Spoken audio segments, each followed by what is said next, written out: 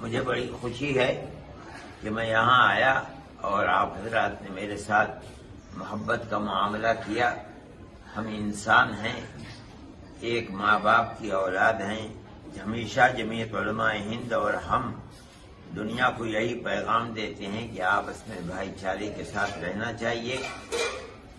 ہماری جو پرانی تاریخ ہے ہزاروں سال کی کہ ہم گاؤں در گاؤں پیار و محبت کے ساتھ رہتے چلے آئے ہیں، ہمیں اپنی اس پرانی تاریخ کو زندہ کرنا چاہیے۔ آج جو لوگ فرقہ پرستی کی اینٹ رکھ رہے ہیں اور آپس میں نفرت کو پیدا کر رہے ہیں، ہم اسے کنڈم کرتے ہیں۔ ہم یہ سمجھتے ہیں کہ مذہب سے اوپر اٹھ کر انسانیت کی بنیاد پر ایک دوسرے کے ساتھ معاملہ ہونا چاہیے۔ یہی وہ بنیاد ہے جس سے ملک کے اندر بھائی چارگی پیدا ہوگی۔ آپس میں میل ملاپ کو چھوڑ کر نفرت کو پیدا کرنا یہ ملک کی ترقی نہیں بلکہ ملک کو بھی پیچھے پھیرے گا اور ایک دوسرے کے ساتھ لوگ بیزار ہو جائیں گے۔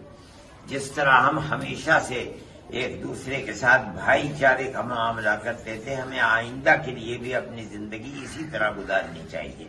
یہی ہمارا پیغام ہے۔ اب اس پیغام کو دیتے رہے ہیں اور جب تک زندہ رہیں گے ہم برابر اس پیغام کو دیتے رہیں گے۔ مجھے خوشی ہے، بہت خوشی ہے کہ میں یہاں آیا، باوجود کہ میری طبیعت خراب تھی، لیکن کرنل صاحب نے مجھ کو بلایا اور میرے ساتھ سمان کا معاملہ کیا۔